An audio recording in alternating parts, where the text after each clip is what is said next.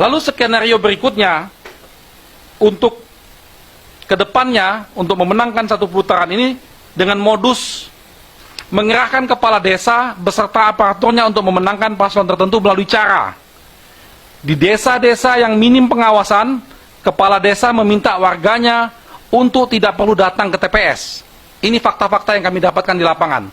Kami memiliki tim hukum nasional di 34 provinsi, laporannya sampai saat ini sudah masuk ke kami seperti ini. Dengan memberi imbalan uang.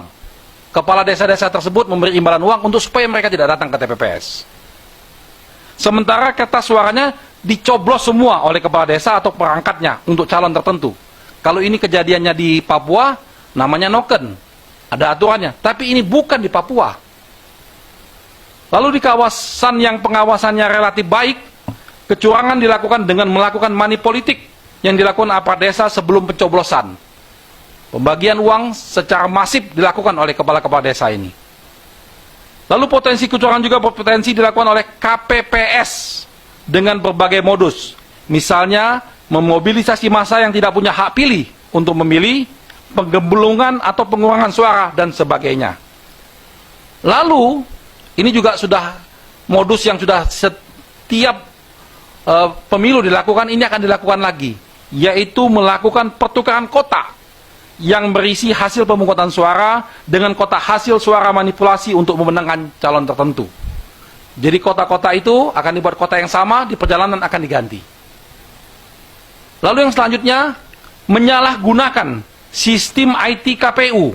Misalnya dengan mengupload data hasil rekapitulasi suara yang tidak real.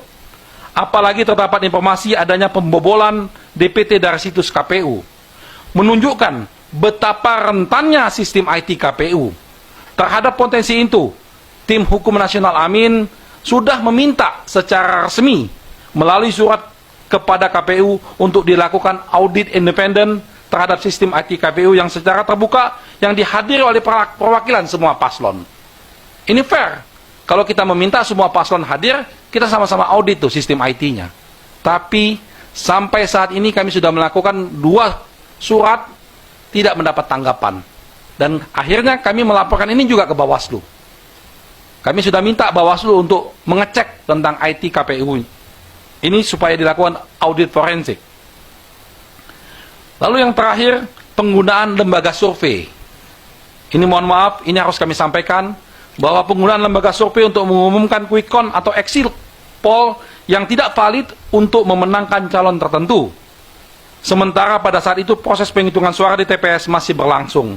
Hal ini akan mempengaruhi psikologi saksi dan masyarakat umum. Nah, itulah fakta-fakta kecurangan yang telah, sedang, dan yang akan terjadi.